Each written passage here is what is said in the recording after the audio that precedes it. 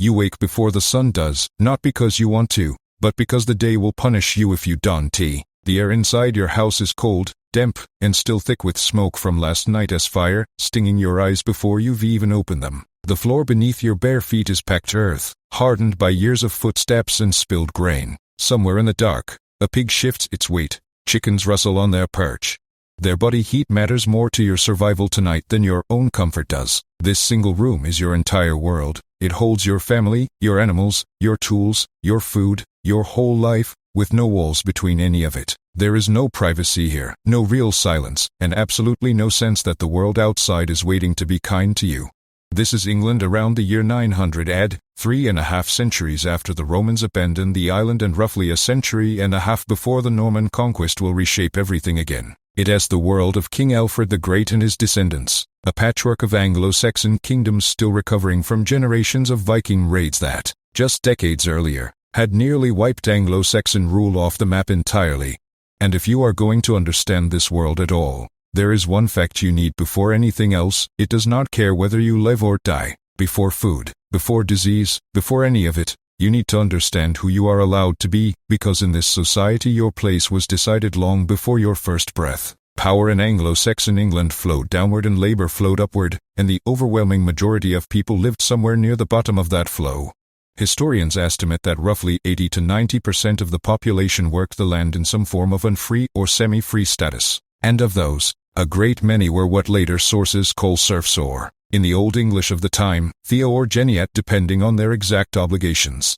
A serf was not technically a slave. Chattel slavery did exist in Anglo-Saxon England too, and surviving wills and law codes show enslaved people being bought, sold, and freed by their owners. But freedom for a serf was a thin, technical thing. You were bound not to a master directly but to the land itself, the fields, the pastures, the woods belonging to your lord as estate. You could not leave without permission, could not sell your labor to anyone else, could not simply walk to the next village and start over. If you ran, you were hunted down and brought back, and the obligation was hereditary. If your father had been bound to the land, so were you, and so, eventually, would your children be. On paper, the arrangement looked like an exchange. The Lord owned the land, the church claimed your soul, and in return for your labor you received protection. In practice, that protection was entirely conditional. You owed several days of unpaid labor each week on your lord's own fields before you were even allowed to tend your own. You owed rent paid in produce, grain, eggs, honey, sometimes a portion of any livestock you raised. You owed extra labor during the harvest rush whether your body could handle it or not. Anglo-Saxon law codes, like those issued under King Alfred of Wessex 2 centuries earlier and still influential in the year 900, spelled out fines and punishments for missed obligations in precise, almost bureaucratic detail. There was no court to appeal to, no contract to renegotiate. The system survived for one simple reason: you had no alternative. So what did this life actually demand from your body? Every single day, work began at first light and was governed entirely by the agricultural calendar rather than by clocks or even, for most people, by the days of the week. Spring meant plowing fields with a heavy wooden plow tipped in iron, often pulled by oxen that the whole village shared because almost no individual family owned a full team. Summer meant sowing, weeding under a sun with no shade and no break. Then the brutal push of harvest, swinging an iron sickle that dulled within hours and had to be resharpened constantly. Winter brought no real rest either. Fences needed mending, animals needed tending, firewood needed hauling through mud or snow. When the weather turned, work simply continued. Rain soaked through wool clothing that took days to dry by a smoky fire, cold cracked exposed skin, and there were no waterproof boots, only leather wrapped and re-wrapped around the feet. Injuries from this life healed slowly, if they healed at all. Broken bones, set without any real medical knowledge, often healed crooked. A simple cut could turn septic and kill within days. This isn't speculation. Archaeologists studying Anglo-Saxon cemetery remains routinely find skeletons showing worn joints, compressed spinal discs, and old fractures in people who, by the evidence of their teeth and bones, were barely into their 30s. Researchers studying sites such as the large Anglo-Saxon cemetery at Rons in Northamptonshire have documented exactly this pattern. Bodies physically aged well beyond their years by decades of unrelenting manual labor that, for most people, began as soon as childhood ended, and childhood ended early.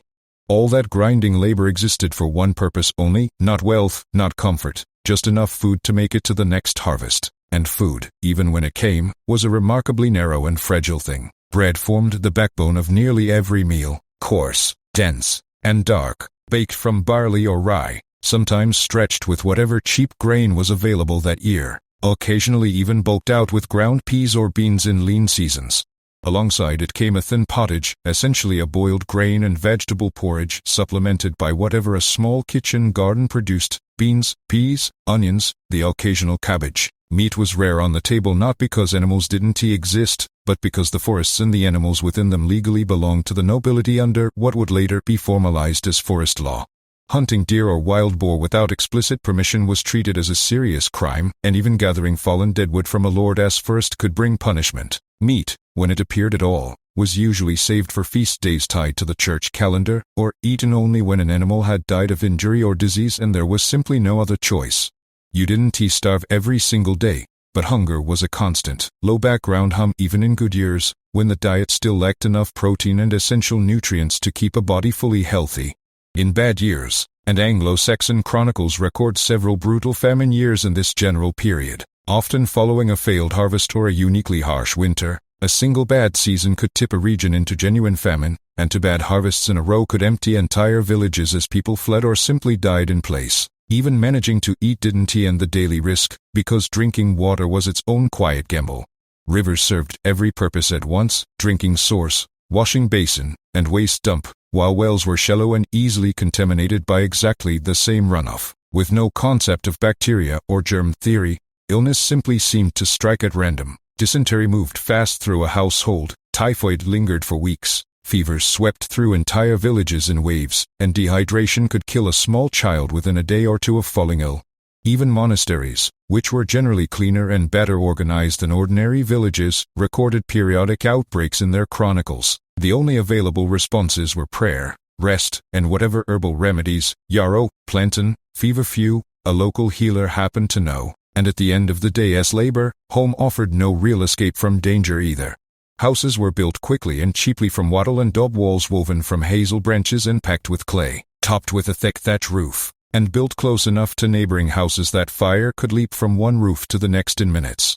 There was no chimney in an ordinary peasant home. Smoke from the central hearth simply found its way out through gaps in the thatch or the doorway, which meant lungs absorbed years of smoke exposure that we now know causes serious long-term respiratory damage. In winter, livestock often moved indoors to share body heat with the family, which kept everyone marginally warmer but also filled the single room with animal waste, fleas, and lice. While rats moved freely through the thatch and the stored grain alike, your home kept the rain and wind off your back. It did nothing at all to protect you from illness. Given all of this, how long could a person actually expect to live? The number that gets quoted most often, somewhere between 30 and 35 years of average life expectancy, sounds shockingly low, but it hides an important detail: that average is dragged down enormously by catastrophic childhood mortality. Bioarchaeological studies of Anglo-Saxon cemeteries suggest that roughly a third of all children died before reaching the age of 5, often from a brutal combination of malnutrition, dysentery, and respiratory infection hitting an already weakened body all at once. If you survived to adulthood, your odds genuinely improved. Plenty of Anglo-Saxon adults lived into their 40s, 50s, or beyond, as confirmed by skeletal aging, but death was never far away. A bad infection, a hard winter, a simple accident in the fields could end things at any point, and sometimes death came from a source nobody at the time understood at all: poison hiding inside the food itself. In wet years, a fungus called ergot could infect rye crops, producing small, dark growths on the grain that looked harmless and, once the grain was ground into flour, disappeared completely from sight and taste. The bread made from that flour looked and tasted entirely normal, and then the sickness began. Hands cramped uncontrollably, muscles seized, victims convulsed, hallucinated, or described an intense burning sensation in their limbs, a symptom so distinctive that later, in medieval continental Europe, ergot poisoning would become known as Anthony's fire. In the worst cases, blood flow to the extremities was cut off entirely, and fingers or toes blackened and fell away through gangrene. Villagers had no concept of fungal toxins. They understood it instead as divine punishment or, later in the medieval period, as a sign of witchcraft. And because an entire community often ate from the same contaminated grain store, outbreaks could look disturbingly like a wave of madness sweeping through a village all at once. Poisoning wasn't limited to the poor, either. Wealthier Anglo-Saxons and their Norman successors who could afford wine and luxury goods often stored and prepared them in lead-glazed pottery and drank from pewter vessels containing lead, while plumbing in monasteries and the homes of the elite sometimes used lead piping. The very Latin word for lead, plumbum, is where the word plumbing comes from. The poisoning this caused was slow and insidious: headaches, confusion, memory loss, mood changes, building over years into serious neurological damage. Nobody connected the dots, because the very materials used to display wealth and refinement were quietly poisoning the people who could afford them. Children bore the cruelest share of all this danger.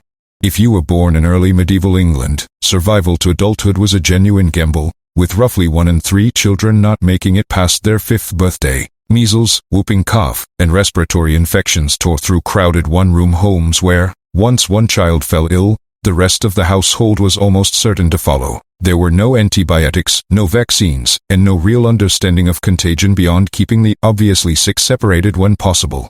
Parents in this world learned, often through repeated loss, to brace for grief rather than expect their children to survive, not from a lack of love, but because hope, repeatedly disappointed, became its own kind of danger to the heart.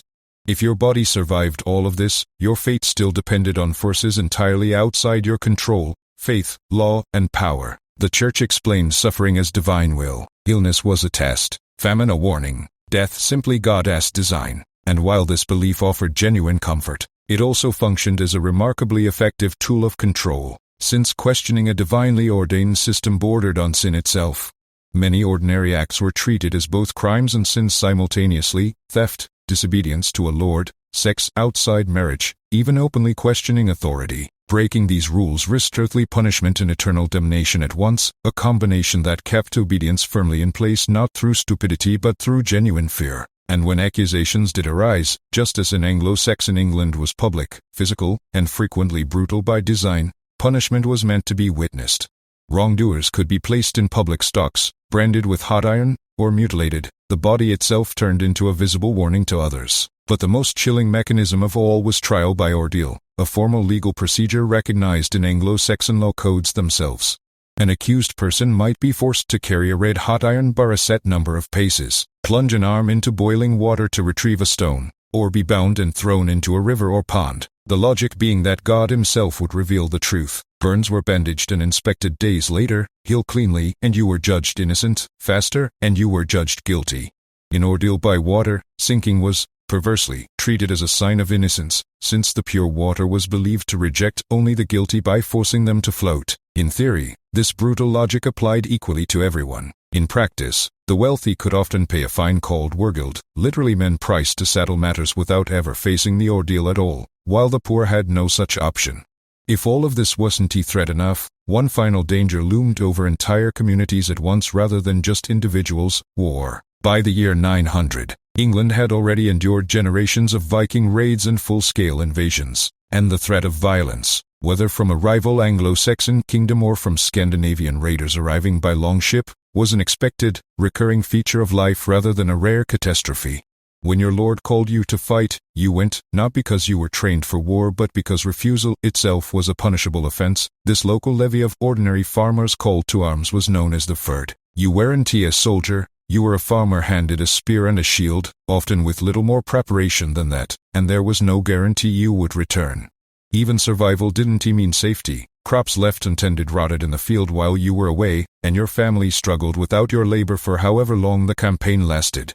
Viking raids, in particular, struck with almost no warning, ships beaching on a riverbank or coastline, villages scattering in panic, livestock and stored grain seized, homes burned, and sometimes people taken captive entirely, fed into the era's documented slave trade routes running through Scandinavian and continental markets.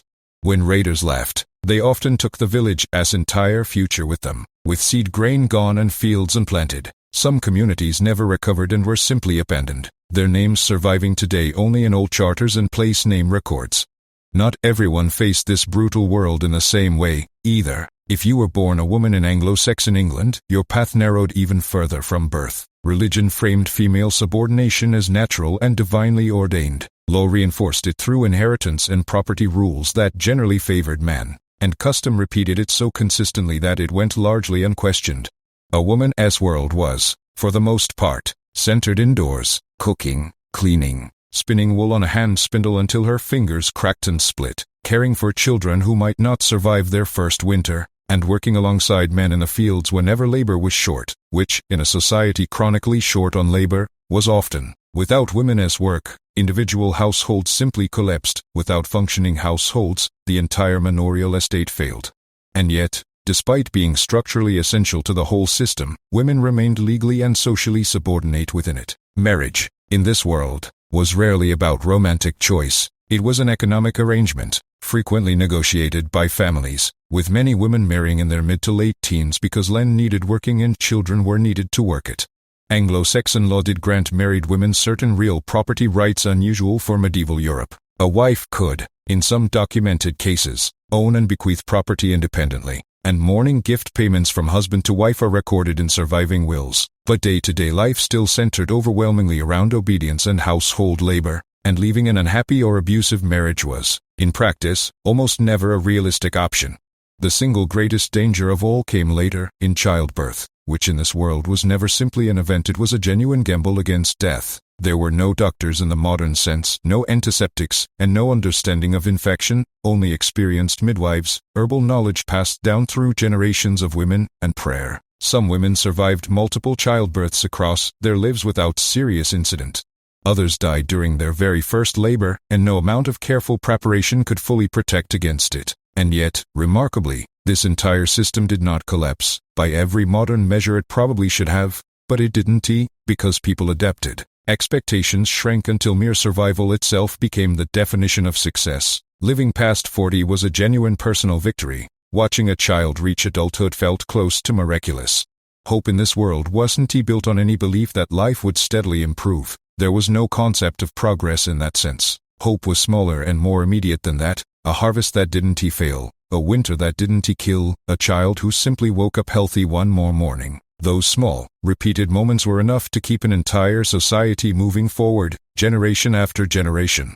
That's the truth that gets lost when people look back and wonder how anyone survived a world like this at all. They didn't survive because the world was kind to them, it demonstrably was not. They survived because they adapted to genuine, sustained cruelty, endured it not because the world cared whether they lived, but because stopping meant disappearing entirely. And the alternative, even with all its hunger, disease, violence, and grinding daily labor, was still, to them, worth choosing every single morning. So when you picture early medieval England, don't picture castles, crowns, and feasting halls first. Picture ordinary people waking before sunrise with bodies already worn down by years of unrelenting work, living inside a world that offered no built-in safety net of any kind, and choosing, day after day, year after year, not to vanish. That is the real Anglo-Saxon England, not a heroic age, not a romantic one, but a world that never promised you survival, and the remarkably resilient people who found a way to survive it anyway.